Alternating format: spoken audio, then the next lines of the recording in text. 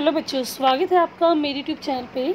आज हम शिक्षा निदेशालय की तरफ से दी जाने वाली क्लास 8 की वर्कशीट नंबर बच्चों 10 डिस्कस करेंगे। सब्जेक्ट है आपकी इस वर्कशीट का हिंदी और डेट आपकी इस वर्कशीट की 24 अगस्त 2021। वर्कशीट को स्टार्ट करने से पहले आप सब बच्चे प्लीज़ मेरे चैनल ऋषभ कंप्यूटर क्लासेस को जरूर सब्सक्राइब कर दें बच्चों। तो देखते हैं हम आज की वर्कशीट। तो प्यारे बच्चों, आज हम अपनी पाठ्य पुस्तक वसंत से पाठ लाख की चूड़ियाँ लेखक हैं इसके कामतानाथ का 5वां भाग पढ़ेंगे। उम्मीद है आप कहानी को एक बार में अपनी पूरी पुस्तक से पूरा भी पढ़ चुके होंगे। ठीक है बच्चों, तो आज हम लाख की चूड़ियाँ जिसके लेखक है कामतानाथ का 5वां भाग पढ़ेंगे। तो देखते इसमें।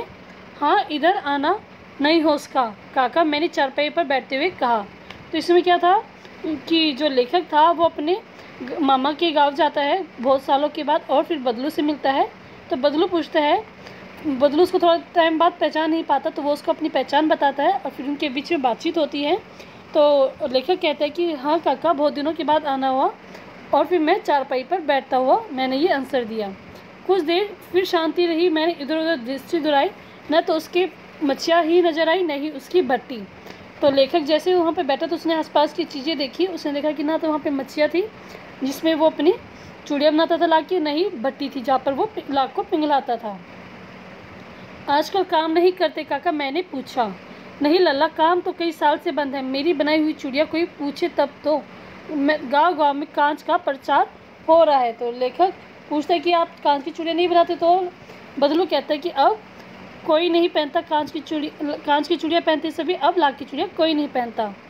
वह कुछ देर चुप रहा, फिर बोला, मशीनी युग है यह है लल्ला। आजकल इस सब काम मशीन से होता है, खेत भी मशीन से जोते जाते हैं और फिर जो सुंदरता कांच की चूड़ियों में होती लाख में कहाँ संभव है। ठीक है, तो बताता है कि अब क्या है, मशीनी युग आ गया, सब लोगों को सुंदर चीज़ पसंद आती हैं। तो कांच की चूड़ियाँ सुंदर लगती हैं एज़ कम्पेयर टू लाख की चूड़ी, तो इसलिए सब लोग कांच की चूड़ियाँ ही पहनते हैं। लेकिन कांच बड़ा खतरनाक होता है, बड़ी जल्दी टूट जाता है, मैंने कहा। नाजुक तो फिर होता ही है लल्ला। कहते कहते उसे खांसी आ गई और देर तक खांसता रहा।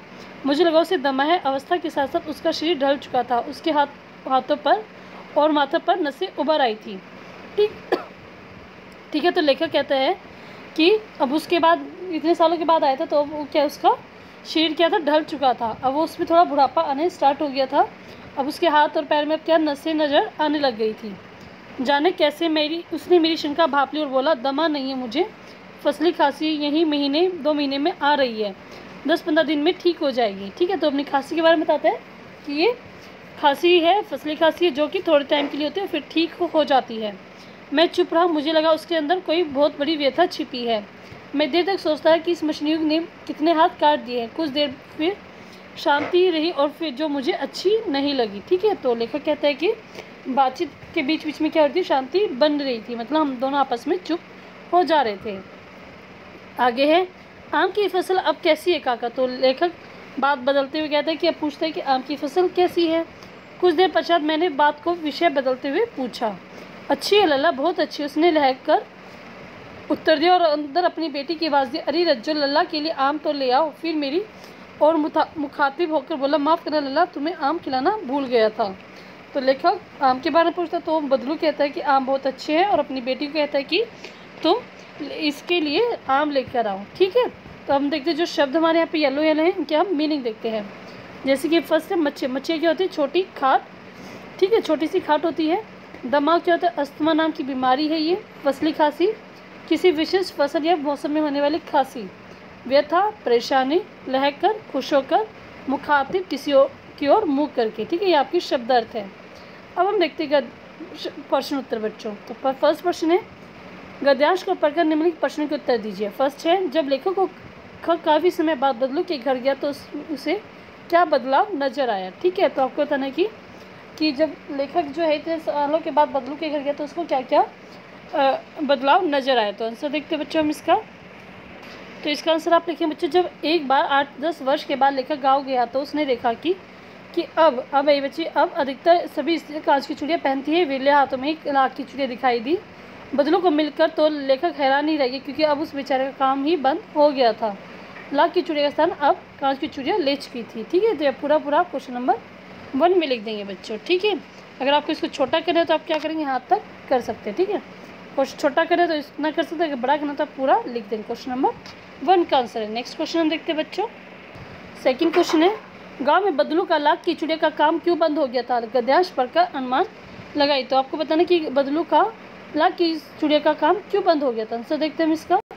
तो इसमें आप लिखेंगे मशीनीकरण के आने तथा कांच की चूड़ियों के प्रचलन और गांव में औरतों की कांच की चूड़ियाँ पहनने के कारण बदलू का व्यवसाय बिल्कुल बंद हो गया था।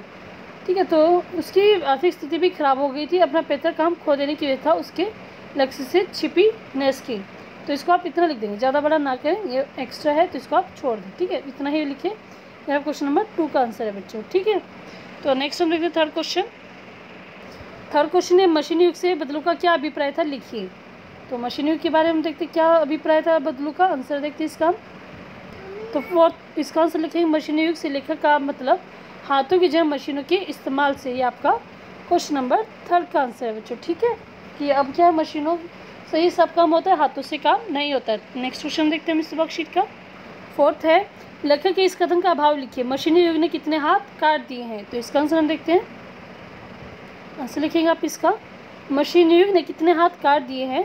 इस पंक्ति के माध्यम से लेखक कहना चाहता है कि हाथ से किए जाने वाले उद्योग धंधे मशीनों द्वारा किए जाने लगे हैं। ऐसे में हाथ से काम करने वाले लोग या तो बेरोजगार हो गए हैं या फिर अपने पैतृक कार्य को छोड़कर दूसरे कार्यों के लिए मजबूर हो गए हैं। ठीक है बच्चों, ये आपका क्वेश्चन नंबर 4 का आंसर है। ठीक है, पूरा लिखेंगे आप इसको। लास्ट क्वेश्चन देखते हैं इस वर्कशीट का। लास्ट क्वेश्चन बच्चों गतिविधि है, घर में बड़ों की सहायता से गाँव के उन कामों की सूची बनाइए जो मशीनी युग की वजह से या तो बंद हो गए या काफ़ी कम हो गए। तो आपको बताने कि ऐसे कौन कौन से काम हैं जो पहले हाथों से होते थे, अब क्या वो मशीनी युग के कारण वो बंद हो गए। तो आंसर लिखेंगे आप इसका। तो इसका आंसर आप लिखेंगे बच्चों, क्वेश्चन नंबर 5 का आंसर है बैलगाड़ी चलाना। पहले क्या था बच्चों, बैलगाड़ी चलाते थे लोग, अब क्या है, ऑटो आ गए, रिक्शा आ गए हैं। तो इससे क्या है बच्चों, अब क्या है, यहाँ पे क्या है, मशीनी युग आ गया। जैसे अब कार आ गई है, स्कूटर आ गई, तो इससे क्या है, बैलगाड़ी का काम कम हो गया है। कपड़ों पर प्रिंटिंग का काम, पहले क्या हाथों से प्रिंटिंग की जाती थी, अब क्या मशीन आ गई है तो वो भी काम कम हो गया है।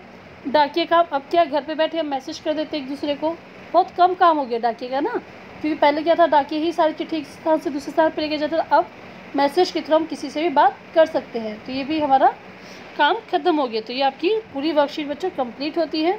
वर्कशीट का सोल्यूशन आपको समझ में अच्छा लगे तो प्लीज़ बच्चों इस वीडियो को लाइक करें, दोस्तों के साथ शेयर करें, कमेंट करके बताएं कि वीडियो कैसी लगी। प्लीज़ बच्चों मेरे चैनल को सब्सक्राइब करना ना भूलें। Thank you, have a nice day.